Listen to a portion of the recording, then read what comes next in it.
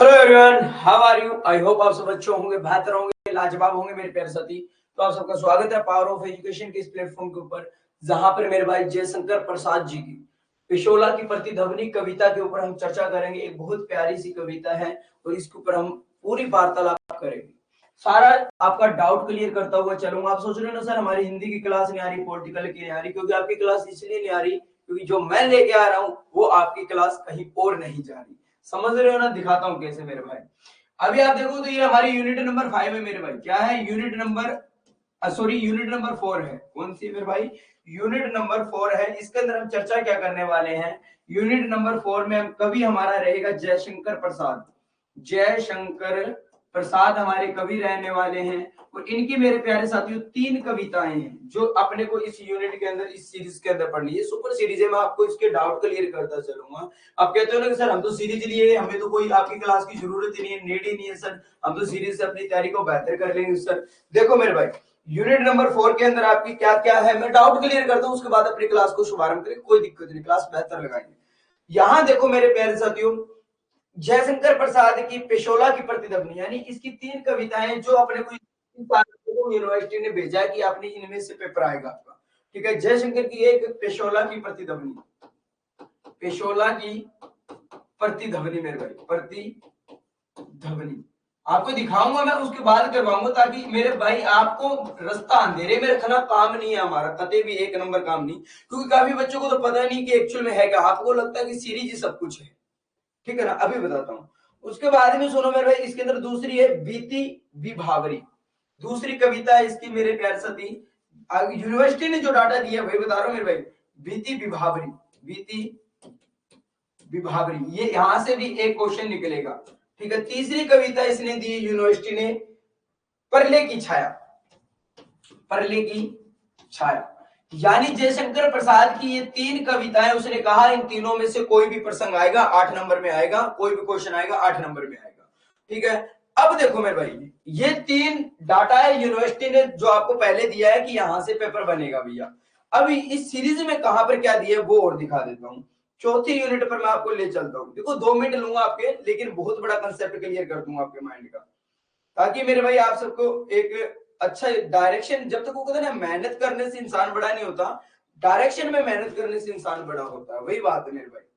और मैं अंधेरे में रखना आपको कतई भी नहीं चाहूंगा 1% भी। चाहता तो मैं ये सीरीज इतनी सी करवा कर आपका सिलेबस कंप्लीट करवा सकती हूँ मेरे भाई, वो तो एक अंधेरे में तीर मारने वाली बात है ना। ये देखो यूनिट नंबर 4 मेरे भाई, यूनिट नंबर 4 है, जयशंकर प्रसाद है, एक पेरा, 2 पेरे, 3 पेरा, यानी पेशोला की प्रतिध्वनि से इन्होंने 3 पेरे लिए हैं। उसके बाद में डायरेक्ट सूर्यकांत त्रिपाठी निराला को दे दिया, मतलब इसके अंदर 3 ही पहरे दिए हैं। ये पोइट्री बीती विभावरी पोएम आपको दी नहीं, परले की छाया आपको दी नहीं। अगर यहां से कोई पहरा उठता है तो आप क्या कहोगे कि भैया ये तो आउट ऑफ सिलेबस गया, पता ही नहीं कहां से आया। दूसरा मेरे प्यारे साथी, पेशोला की प्रतिध्वनि के इसने 3 पैरे आपको दिए हैं, लेकिन मेरे भाई एक्चुअल में टोटल कितने पैरे हैं वो भी आ जाओ।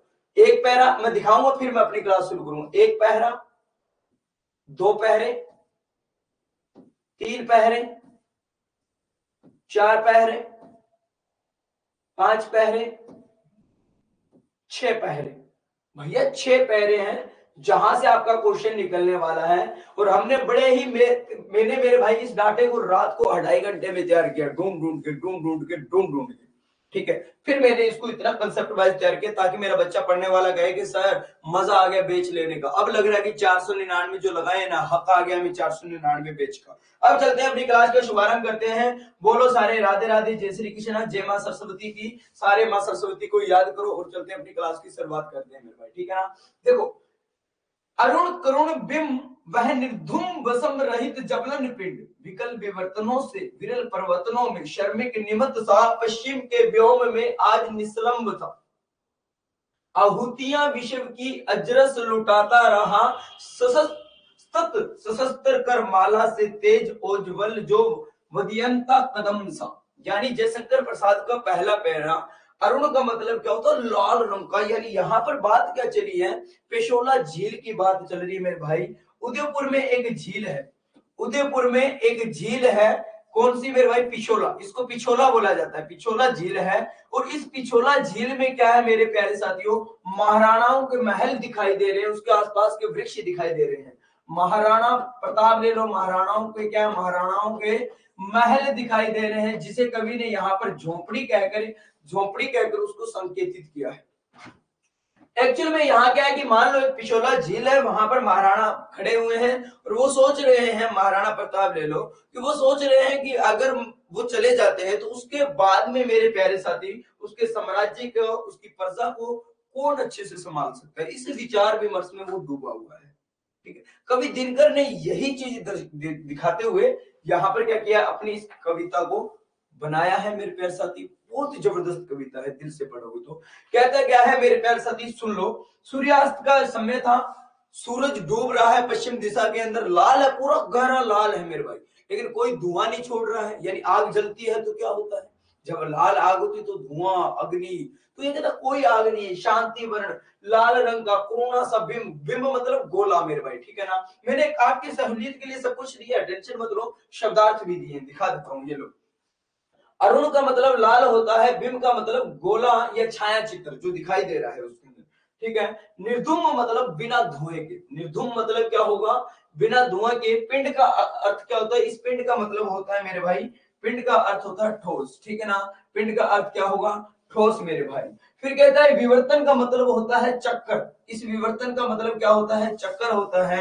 और विरल का मतलब होता है मेरे भाई कम। ठीक है, और परिवर्तन का मतलब होता है नवीन प्रथा। ठीक है, शर्मित का मतलब होता है मेरे भाई थका हुआ सा। एक तो परिश्रम होता है जो मेहनती होता है, एक होता है शर्मित जो थका हुआ सा दिखाई देना। यानी सूर्य घूम घूम के चक्कर लगा लगा इधर से चला, ऐसे घूमते घूमते पश्चिम में चला गया, आखिरकार शाम को वो थक चुका, अब उसका सोने का टाइम यानी छिपने का टाइम आ चुका है। ठीक है ना, नमित सा मेरे प्यारे साथियों, यानी करमाला। उसके बाद में हम चर्चा करेंगे अचार चार परमित शर्मित थका हुआ। आहुति का मतलब होता है हवन सामग्री, आहुतियों का मतलब क्या है, हवन सामग्री मेरे प्यारे साथियों। और उसके बाद में स्तत, स्तत मतलब क्या होता है मेरे प्यारे साथी, कदम का मतलब तो समूह होता है, और स्तत का मतलब क्या होता है, निरंतर मेरे भाई, यानी निरंतर, लगातार, निरंतर स्तत मतलब लगातार मेरे प्यारे साथी। ठीक है, करमाला मेरे प्यारे साथियों, करमाला का मतलब होता है किरण समूह है। करमाला मतलब कर मतलब किरण और माला मतलब समूह है मेरे भाई। तेज ओज बल सा, विद्यानता मतलब होता है मेरे प्यारे साथी दानशीलता, उदारता, ये दानशीलता। और कदम का यहाँ पर मैंने दिया नहीं, कदम का मतलब होता है समूह है, कदम का मतलब क्या होता है, समूह होता है मेरे भाई।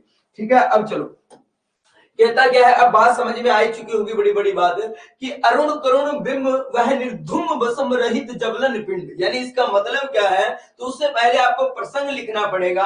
और ये कविता मैंने मेरे भाई जिस बुक से उठाई है, जिस बुक को मैंने देखा है, मैंने उसी बुक का नाम डाला। आप उस बुक का नाम ना भी डालोगे तो भी मिल जाएगा, कवि का नाम डाल देना, पोएम का नाम डाल देना, लेकिन मैंने जब मेरे को पता ही था तो मैंने बुक का नाम भी डाला है कि प्रस्तुत पद्यांश हमारी पाठ्य पुस्तक सरयू में से, यानी बुक का नाम है सरयू, सरयू में संकलित पेशोला की प्रतिध्वनि नामक कविता से लिया गया है। आप सीधा लिख सकते हो प्रस्तुत पद्यांश जयशंकर प्रसाद जी का है, और जयशंकर प्रसाद द्वारा रचित पेशोला की प्रतिध्वनि नामक कविता से लिया गया। बस आप सीधा लिख लो सूर्य की कविता, ये क्योंकि बुक पता नहीं कौन सी कहाँ की है, मैंने यार सीधा डाटा निकाला है।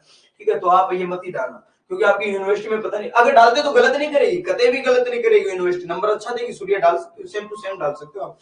ठीक है, इसके रचयिता जयशंकर प्रसाद है। कवि यहाँ पेशोला झील के जल में पड़ने वाली महाराणा के महलों की परछाई का वर्णन करता है। देखो पेशोला की झील, अब तुम समझ लो नहर किनारे खड़े हो, पानी चल रहा है, आसपास में वृक्ष है, घास फूस है, बेसारे की परछाई दिखेगी, कौन दिखेगी, तो महाराणा के महल आसपास में इस पेशोला झील के, तो वहां की उनके महलों की परछाई उसमें पड़ रही है, उसका विवरण किया है। संध्याकाल में वहां का दृश्य चित्रण कवि इस पृष्ठभूमि के रूप में कर रहा है। और शाम का जो समय था मेरे प्यारे साथियों, इवनिंग का टाइम था, सूर्य लाल लाल हो रहा है, उस समय का वर्णन इसने किया है। कवि जयशंकर प्रसाद पिछोला झील के पास सूर्यास्त के समय का वर्णन करते हुए क्या कहते हैं, देखो, यानी जयशंकर प्रसाद पिछोला झील के पास सूर्यास्त हो रहा है उस समय का विवरण यहाँ पर करते हैं, और कहते हैं कि आकाश में सूर्य का लाल रंग करुणापूर्ण गोला धुएं से रहित, मेरे भाई ये देखो लाल रंग, मेरे भाई लाल रंग करुणा से रहित ये गोला मेरे प्यारे साथी, बिना धुएं के बसम रहित जबलन पिंड मतलब ठोस मेरे प्यारे साथियों। कहता क्या है, ठोस मेरे मित्र वर्णन करते हुए कि आकाश में सूर्य का लाल रंग करुणापूर्ण गोला धुएं से रहित है मेरे भाई, तथा बसमहीन चलता हुआ ठोस नक्षत्र सा प्रतीत हो रहा है। ठीक है, वह संसारिक चक्रों, मैंने विवर्तन का मतलब क्या बताया, चक्कर में रहे, वह संसारिक चक्रों तथा अन्य नवीन आचार विचारों से थका हुआ, अरे शर्मित है मेरे भाई, थका हुआ और झुका हुआ सा तथा बेसहारा सा पश्चिम की ओर क्या हो चुका है, आकाश में स्थित दिखाई दे रहा है।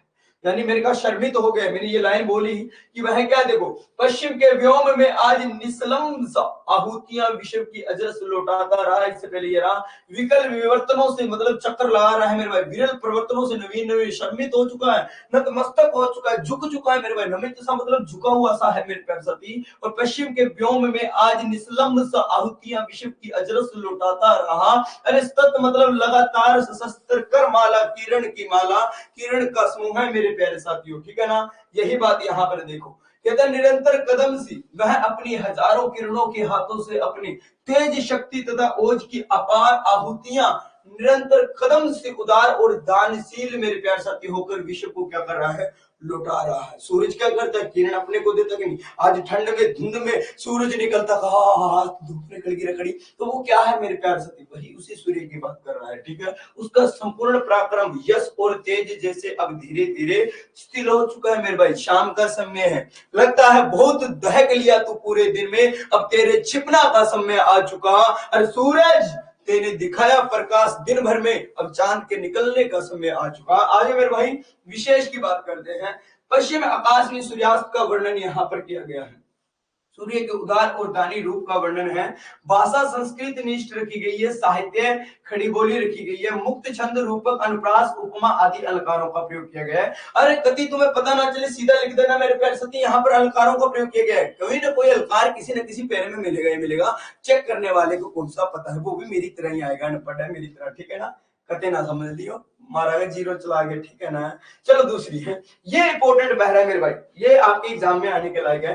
पेशोला की उर्मिया है शांत गनी छाया में तट तरु, अरे चित्रित तरल चित्र सारी में झोंपड़े खड़े हैं। मैंने कहा था ना, अरे उनके महलों को कभी ने झोंपड़े कह दिया, ध्यान दो इस बात को, कि झोंपड़े खड़े हैं बने शिल्प के विषाद कंगन कदंग दगद कर देना मेरे भाई, के दगद, ये अलग अलग है मेरे पैर साथियों, यहाँ थोड़ा हमारा टाइप राष्ट्र थोड़ा सा ना धीरे चलता है, के दगद कर देना। ये तो शुक्र करो तुम्हारा गुरुजी पढ़ने वाला है, टीचर रट्टे नहीं मारता सीधा, ये के अलग है मेरे भाई, दगद अलग है, ये ध्यान देना। ठीक है ना, दगद, ठीक है, कि दगद अवसाद से धुसर जलद खंड झटके पड़े हैं, जैसे विजन अनंत में कालीमा बिखरती है, कालीमा बिखरती है संध्या के कलंक सी, दुदुब्बी मृदंग सूर्य शांत सब मौन है। अरे बात बाद में समझ में आएगी, पहले इसके अर्थ समझो।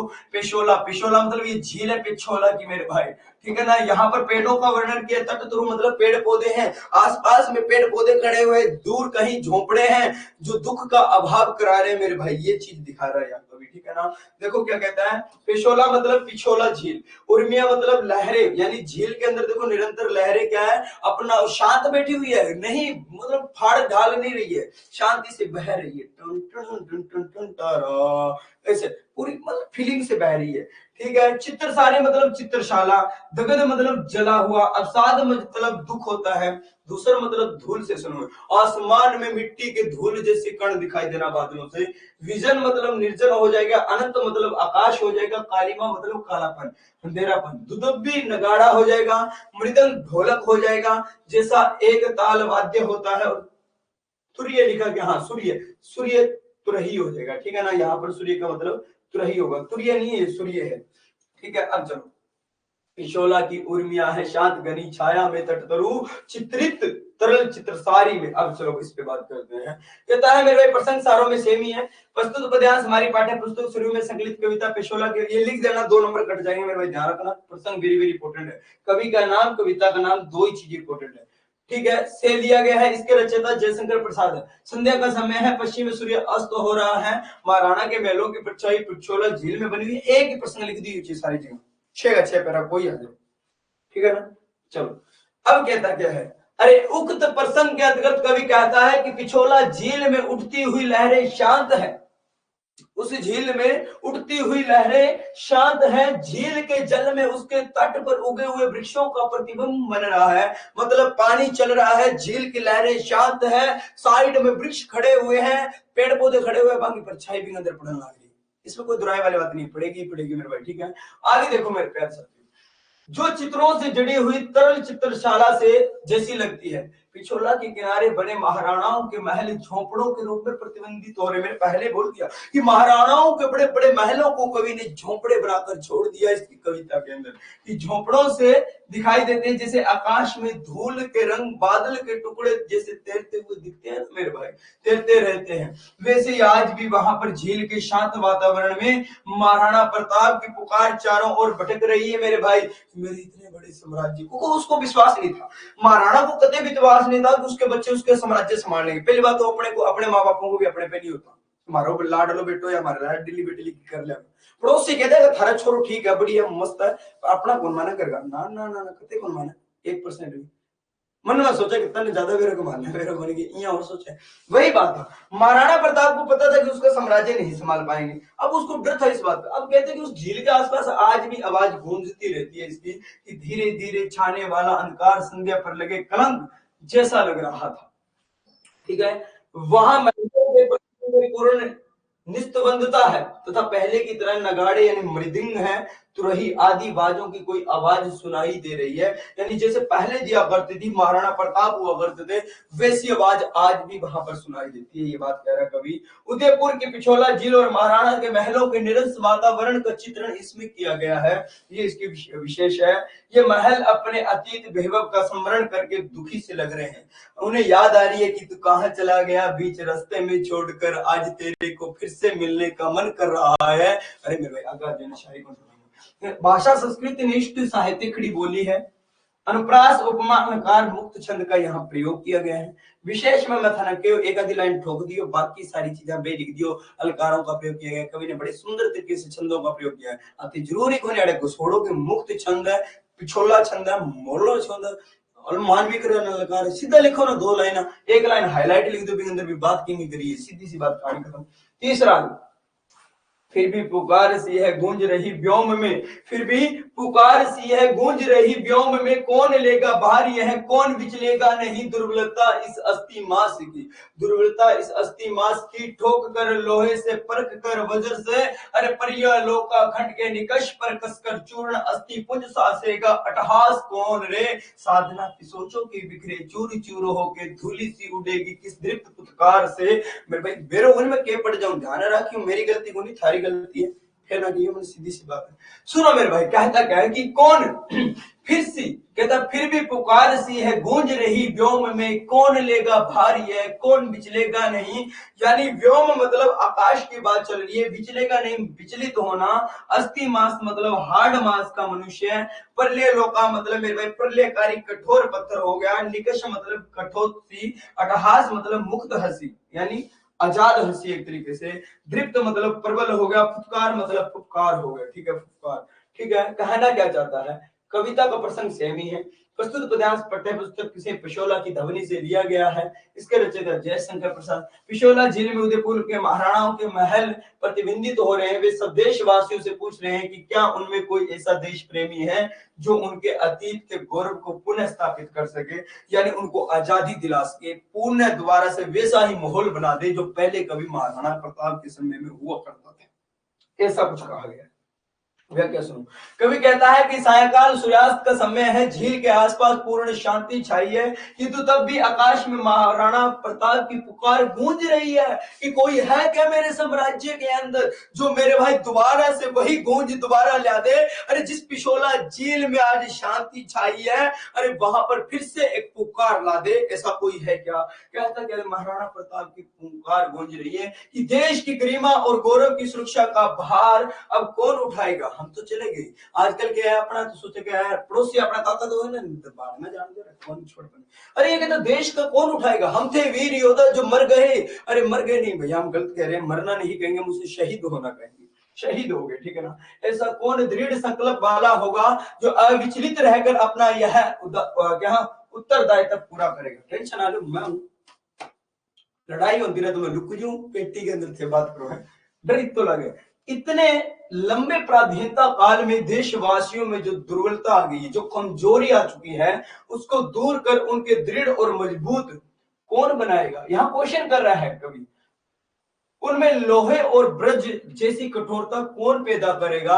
अरे जो अपने आत्मविश्वास तथा दृढ़ता को कठिन परिस्थितियों के कठोर पत्थर की कसौटी पर कसकर हंसते हुए अपने शरीर पर शत्रुओं के प्रहार सहने को तैयार हो सके, ऐसा कोई है क्या? अरे भैया यहाँ पर तो हम पढ़ाई के लिए बोल रहे हैं कि तुम भैया बैच ले लो 499 में, तुम्हें बहुत अच्छी तैयारी होगी। रश्मि रथी को तो हमने यूं समझ लो भैया एक तरीके का मीरा को प्याला पिलाया था ना जहर का, ऐसा करके पिला दिया। सेकंड यूनिट हमारी रश्मि रथी कंप्लीट हो चुकी है, उसके क्वेश्चन आंसर भी हो चुके हैं बड़े लाजवाब तरीके से मेरे भाई हैं। सारे के सारे सातों सर्ग से पिरो दिए मेरे प्यार साथी। एप्लीकेशन पर जिन बच्चों ने बैच नहीं लिया पहले तो बैच ले लो। 499 में जिंदगी नहीं उजड़ेगी, बन जरूर जाएगी, ये मेरा वादा है तुमसे, ठीक है ना। उजड़ने का काम हमारे पास नहीं, बाकी तुम्हारी मर्जी है।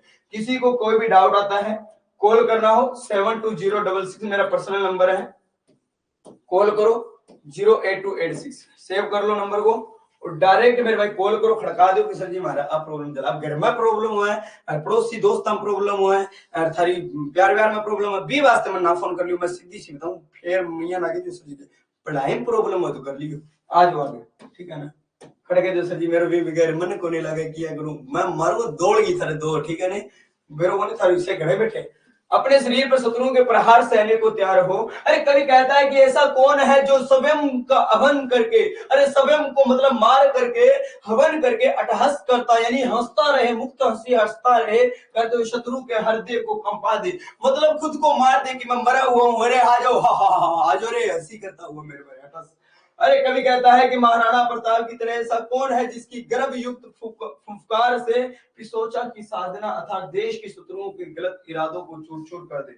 महाराणा प्रताप खतरनाक बंदे थे, मतलब बहुत जबरदस्त, इनकी जितनी भी पोएमें पढ़ोगे मजा आ जाएगा मेरे भाई। मैंने एक पोएम पढ़ी थी, याद मेरे को भी नहीं पढ़ी थी, जबरदस्त लगी थी मेरे को याद तो नहीं रहता, मैं मानता हूँ, लेकिन मजा बहुत आता है हिंदी पढ़ने का। एक आए थे हिंदी में टीचर आए थे हमारे पास, मैंने हिंदी में पढ़ाऊंगा, टेंशन ना लो, हिंदी कौन सी हिंदी ने तो मेरा जीवन बदल दिया। कबीरदास पहली पोएम करवाई थी, मजा ला दिया उसने, मेरी सोच मेरे विचार बदल के रख दिए मेरे भाई। मैंने कहा मैं थोड़ा दिन, मैंने घर वालों को पहले बोल दिया अगर मैंने थोड़े दिन और हिंदी पढ़ा दिया ना, मेरे को लगता है मैं घर त्याग कर दूंगा। इससे मतलब ये दिल को छूने वाले इसके अंदर है, सच्चाई बताते हैं, सब सच्चाई। कवियों ने ना कहीं पूरी सच्चाई का विवरण किया मेरे भाई। काल्पनिक कविताएं मैं नहीं पढ़ता, यहाँ पर जितनी भी कविताएं एक तरीके से उन्होंने इतनी अच्छी, मतलब की तो कल्पना ही है लेकिन पूरी कल्पना में सच्चाई को ठोक डाला। कबीर जी की मतलब कुछ कुछ चीजें ऐसी थी कि क्यों तू घमंड कर रहा है मेरे प्यार साथी, तू भी धरती में दाबा जाएगा, हम भी जाएंगे, तेरे ऊपर भी घास उगेगी, तू भी लोगों को पैरे में रोंदा जाएगा, हम भी रोंदे। इतनी जबरदस्त कविताएं थी वो ना, मेरे दिल को छू लिया था उन्होंने, और सच्चाई भी थी एक तरीके की। ठीक है, कितना भी अमीर हो कितना भी गरीब हो, मरने के बाद तो राखी बननी है मेरे भाई, ये सच्चाई की बात है। ठीक है, अतीत के गौरव और गरिमा को पुनर्स्थापना का आह्वान इस कविता में किया गया है। वीर रस यहाँ पर दिखाया गया है, यानी उसकी वीरता का विवरण यहाँ पर चला है।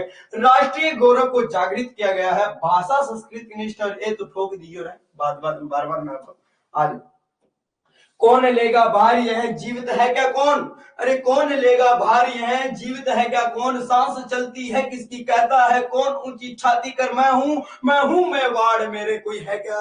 यहाँ पर कभी कहता है कि ऐसा कोई है क्या छाती ठोकर कहने वाला कि डरो ना मैं संभालूंगा ये भार है, ऐसा कोई है क्या, नहीं ना।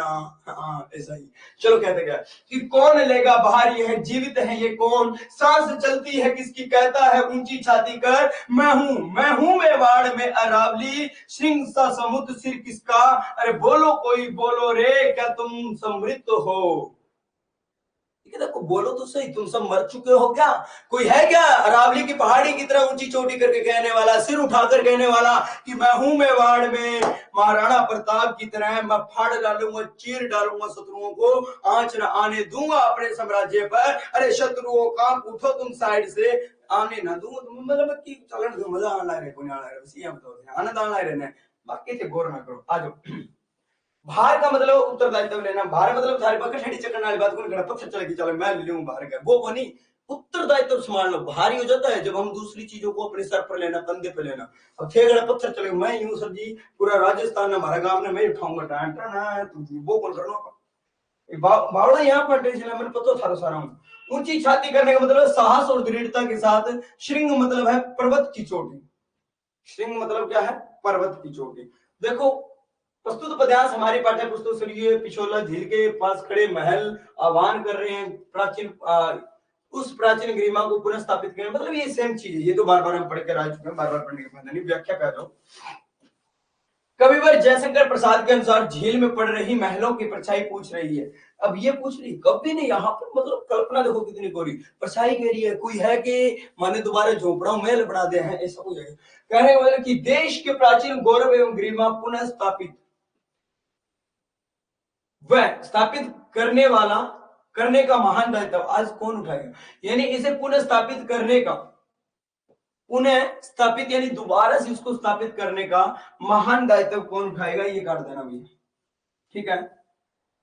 पराधीनता में जकड़कर देशवासी महान पुरातन संस्कृतियों को भुला बैठे हैं, लोग भूल गए सब कुछ जो पहले कभी हुआ करता था, वे जीवित रहकर भी मरे हुए प्रतीत हो रहे हैं। अरे वो जी तो रहे हैं, सांसें चल रही हैं बस एक तरीके की, लेकिन मरे हुए से हैं, उनमें उत्साह नहीं है, कोई साहस नहीं है, उनमें मर चुके हैं, जैसा लोग चाहते हैं वो वैसा कर रहे हैं, और उसे जिंदगी नहीं तमाशा कहते हैं। खेल वही होता है जिसमें मेरे भाई निराशा नहीं।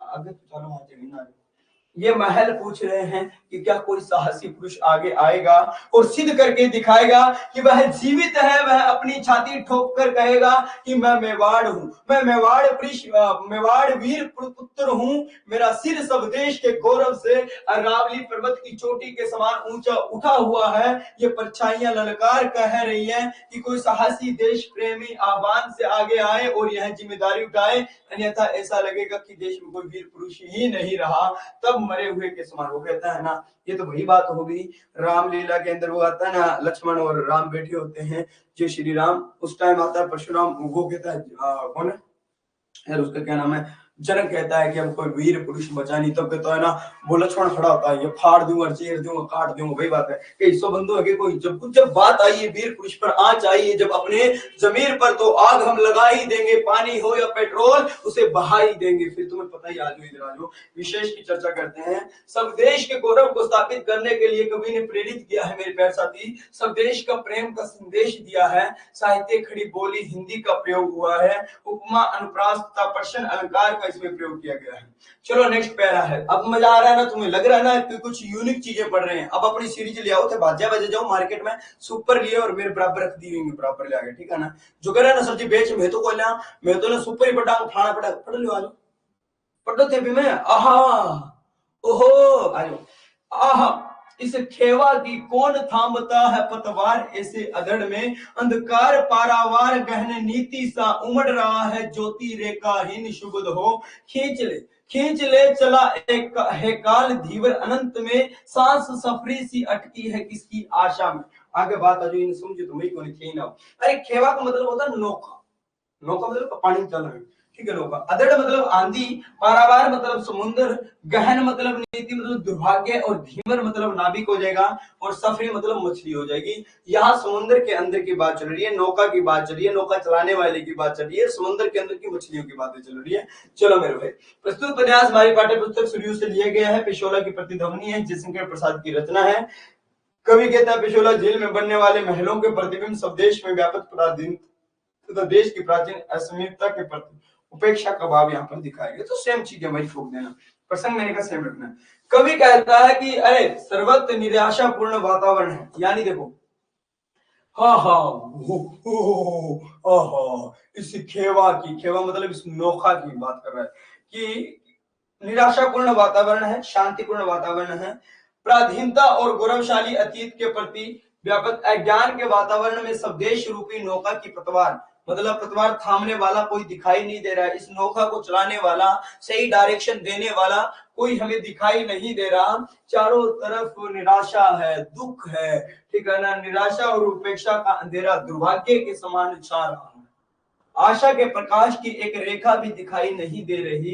अरे सम्य का नाविक मतलब चलाने वाला देश की इस नौका को अज्ञात अनंत सागर में खींचे ले जा रहा है, दिखाई उसको पता नहीं किधर जा रहा है, चलाए जा रहा है बस, चलाए जा रहा है बस, चलाए जा रहा है, पता नहीं जाना कहाँ है, अंधकार में डूबा सूर्य आना कब है पता नहीं उसको मेरे भाई।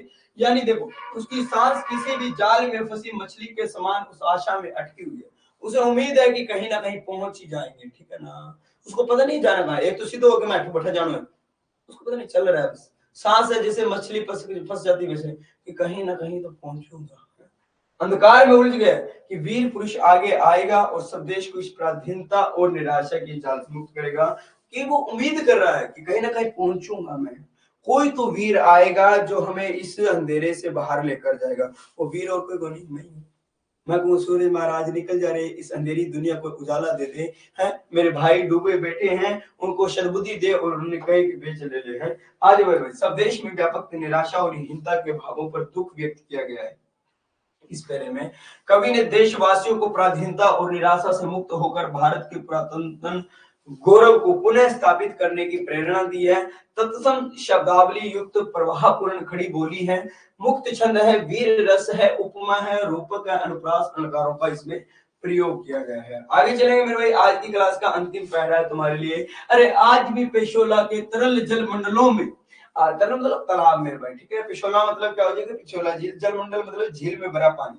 कहता है मेरे भाई जलमंडल झील में भरा पानी। और देखो आज भी पेशोला के तरल जलमंडलों में वही शब्द घूमता सा है, गूंजता विकल है, किंतु वह दवनी कहाँ रे, किंतु वह दवनी कहाँ, गौरव सी काया पड़ी माया है प्रलाप की, वही मेवाड़ किंतु आज प्रतिध्वनि कहाँ रे। अरे मेवाड़ वही है, पेशोला की झील वही है, लेकिन वो गूंज कहाँ गई, वो वीर पुरुषों की गूंज जो थी वो कहाँ गई इसके अंदर, वो तो नहीं है ना। अरे जगह वही, जमीन वही, समय तेरा डांग वही, लेकिन बंदे मारने वाली कहाँ रे।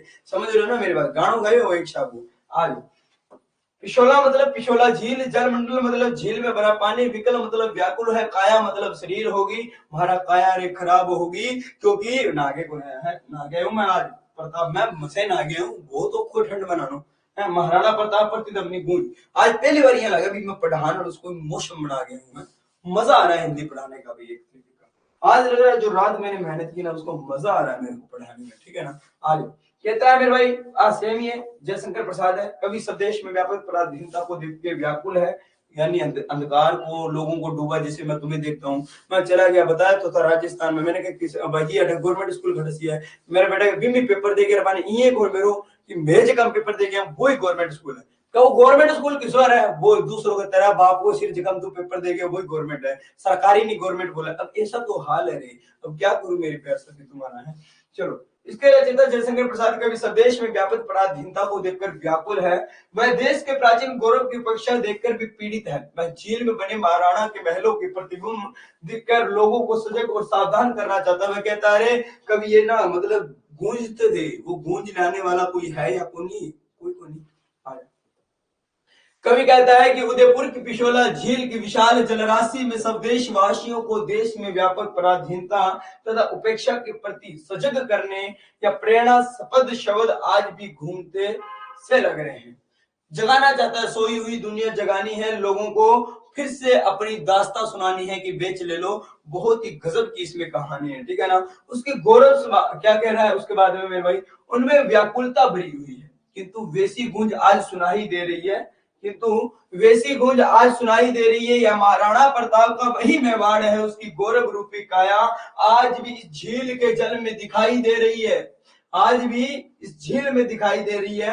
महलों के ये प्रतिबिंब उस मेवाड़ के पुरातन इतिहास और गौरव का स्मरण कराते हैं, किंतु आह्वान से भरे हुए उन शब्दों की वह प्रतिध्वनि आज सुनाई नहीं देती। अरे महल वही, झील वही, बस सब कुछ बदला है, तो आवाज बदल गई, गूंज बदल गई। वो गूंज नहीं जो पहले हुआ करती थी, वो सुनाई नहीं देती जो पहले हुआ करती। अरे वो जवानी ढल गई, बुढ़ापा आया, बचपन वापस लौट आया, कहां मैं बातें करूं उस जवानी की। आगा जो है विशेष पर कवि ने देश के प्राचीन गौरव के प्रति उपेक्षा की भावना पर शोक व्यक्त किया है। कवि चाहता है कि देश के युवक महाराणा प्रताप की यानी प्राचीन की तरह, महाराणाओं की तरह सब देश की स्वाधीनता तथा प्राचीन गौरव की सुरक्षा मिलेगी। अरे सर कटता है तो कट जाने दे, झुकेगा नहीं साला, झुकेगा नहीं साला, पता ना ऐसे हुआ करते थे ये बंदे, झुकेगा नहीं साला। वो फिल्म मेरे को लगता है इन्हीं पे बनाई है, झुकेगा ना अपन पुष्पा राज, झुकेगा नहीं साला, महाराणा प्रताप इन्हीं पे बनी है वो।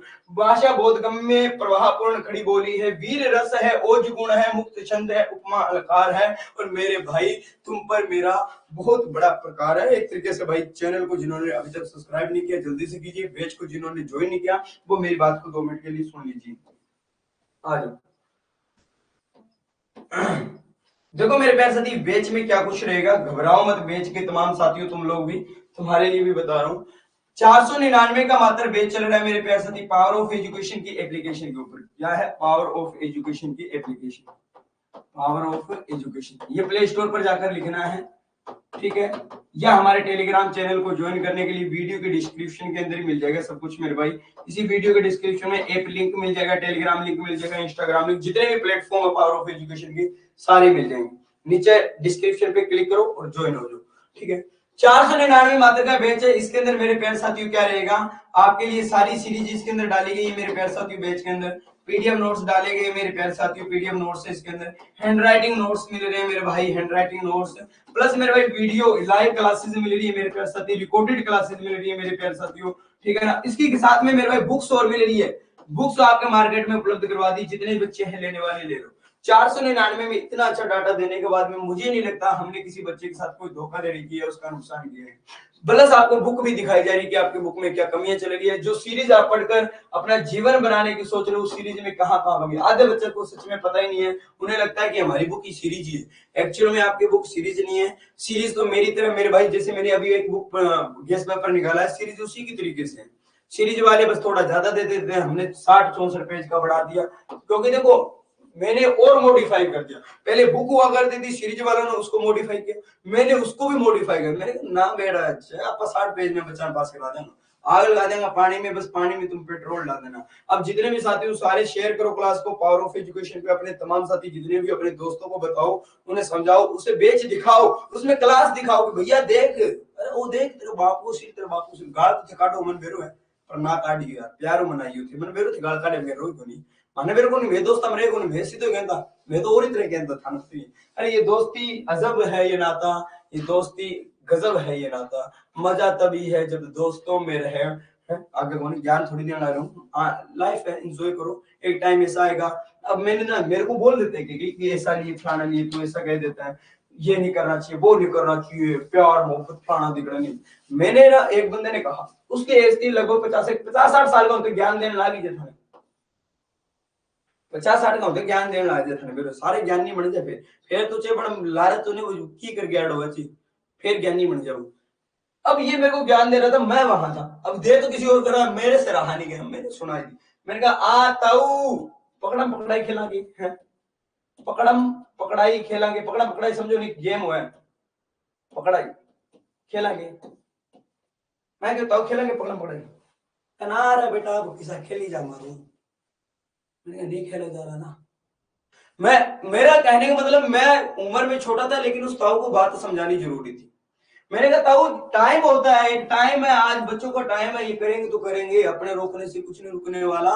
और अपने समझा, हाँ समझा सकते हैं, कुछ बेटर करो, करना गलत नहीं है, लेकिन एक लिमिट होनी चाहिए। देखो मैंने जिंदगी में आपको बताया है कि रोटी खाने से सेहत बनती है, लेकिन रोटी भूख 4 की वहां 8 खाओगे मेरा बेटा, बेड पर सुते रहोगा और दुखी हो रहोगा। मतलब लिमिट में हर काम अच्छा रहता है, अनलिमिटेड में थारो खाड़ो भी थारा काम को नहीं आवा, ध्यान रख लियो, ठीक है ना। समझ रहे हो मेरी परिभाषा को, मैं कहना क्या चाहता हूँ। यानी ये 60 साल 50 साल को होने के बाद पकड़म पकड़ाई नहीं खेलना चाहता, मतलब क्या है, बात समझ गई मेरी, कि ये ताऊ तेरी एज गई, वो टाइम अलग था, अब टाइम अलग है, तुम अपने टाइम की बातों, अपने टाइम के हिसाब से उन टाइम को चलाना चाहते हो। 25 साल के बच्चे को 60 साल वाला ज्ञान देना चाहते हो, वो काम नहीं आएगा। 25 साल वाला 25 साल के तरीके से ही जिएगा, 60 साल का होगा वो आपकी तरह जी लेगा, कोई दिक्कत नहीं उसको, वो भी छोड़ देगा। 5 साल का बच्चा पकड़म पकड़ाई खेल रहा है, 10 साल का बच्चा पकड़म पकड़ाई खेल रहा है, तो वो भी 40 साल का होगा, छोड़ देगा पकड़म पकड़ाई। हमें कहते भाग लो, हम कहां भाग लेंगे, हम तो फिर भागने की सोचेंगे नहीं, हिम्मत नहीं होगी हमारी। लेकिन 10 साल के बच्चे को कह लो पकड़म पकड़ाई खेलो, वो सारा दिन खेल लेगा। तो भैया एक टाइम होता है, वो खेलेगा खेलेगा। तुम्हारा टाइम पढ़ने का तो पढ़ना है, तो पढ़ना है। एक टाइम बाद में बच्चों को पढ़ाना तो बच्चों को पढ़ाना है, फिर खुद के पढ़ने का दिन गए, 4 दिन चांदनी लौट गई, अब क्या रोना क्या और सुनाना क्या। समझ रहे हो ना मेरी बात। तो ये टेंशन है ना, जिंदगी में सब कुछ करो, मजे करो, सब कुछ करो, पढ़ाई करो, बस दोनों काम जरूरी है मेरे भाई, तीनों काम जरूरी है, सब कुछ जरूरी है, लेकिन एक लिमिट के अंदर। अनलिमिटेड ऐसा काम कभी भी मत करना कि तुम्हारे माँ बाप को तुम्हारे कारण झुकना पड़े, बस इतना काम मत करना, बाकी कुछ मर्जी करो। मेरे जितना आवारा कोई चलता भी नहीं होगा। मैं आज भी अपने मुंह से कह देता हूँ, मेरे घर वालों को कह देता हूँ, मैं बहुत आवारा चलता हूँ, ठीक है ना, मैं बहुत आवारा और ऐसे ऐसे काम कर देता हूँ कि मेरे घर वाले भी परेशान हो। मैं घर वाले परेशान क्यों, उनको तो पता नहीं चलता ना क्या क्या करता हूँ, मेरे को पता है मैं क्या कर लेता हूँ। तो लेकिन मेरे को इतना पता है कि आज तक उन्हें कभी ऐसा दिन नहीं आया और ना मैं आने दूंगा। इससे कोशिश करूंगा कि अगर झुकना भी पड़ा तो हम खुद ही झुक जाएंगे, 2 थप्पड़ खाने पड़े तो हम खुद ही खा लेंगे, कोई दिक्कत वाली बात नहीं है। आवारागर्दी तो करेंगे, ये तो श्योर है, क्योंकि टाइम है मेरे भाई, आज से 10 साल बाद मैं भी नहीं करूंगा, फिर तो मैं बस हमारे बेटे ने पढ़ाओ रे, नौकरी करके मैं भी यहाँ लग जाऊँ। आज हमारा टाइम है, हम कर रहे हैं बस मस्ती, सीधी सी बात। हम तो मैं सीधा मुंह पर कह देता हूँ जो बात है। मेरे को नहीं फर्क पड़ता कि कोई मेरे को क्या बोलेगा। बोलते हैं कि मेरी क्लास देखते कुछ बोल देते हैं, माँ बाप भी बोलते हैं, पता नहीं सही है, लेकिन ये सच्चाई है मेरे भाई। अगर कोई कहना, आप अपनी मम्मी को कहना कि भाग मम्मी आज पकड़ पकड़े खेला खेल। एक टाइम था जब तुम्हारी मम्मी खेला करती थी, आज खेलेगी क्या? वो नहीं खेलेगी ना, तुम्हारे पापा खेलेगा नहीं खेलेगा ना। वो एक समय था मेरे भाई, वो अपने समय से आज 60 साल का आपका माँ बाप है या मेरे माँ बाप है, वो मुझे कहते कि भैया ऐसा मत करो। वो तो अपने टाइम के हिसाब से कह रहे ना। 25 साल जब था या 20 साल का था तब का टाइम तो नहीं बोल रहा। और अगर ये हर माँ बाप सीख लेगा ना तो अच्छा रहेगा। मैं चाहता हूँ कि बच्चे को लिमिटेड में रखो, कंट्रोल में रखो, लेकिन इतना भी कंट्रोल में मत रखो कि बच्चे को परेशानी होने चाहिए, वर्डन आना शुरू हो जाए, ठीक है ना।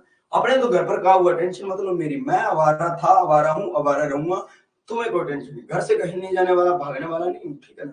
लेकिन मेरे को कंट्रोल में रखने की मत सोचना, सीधी सी बात है।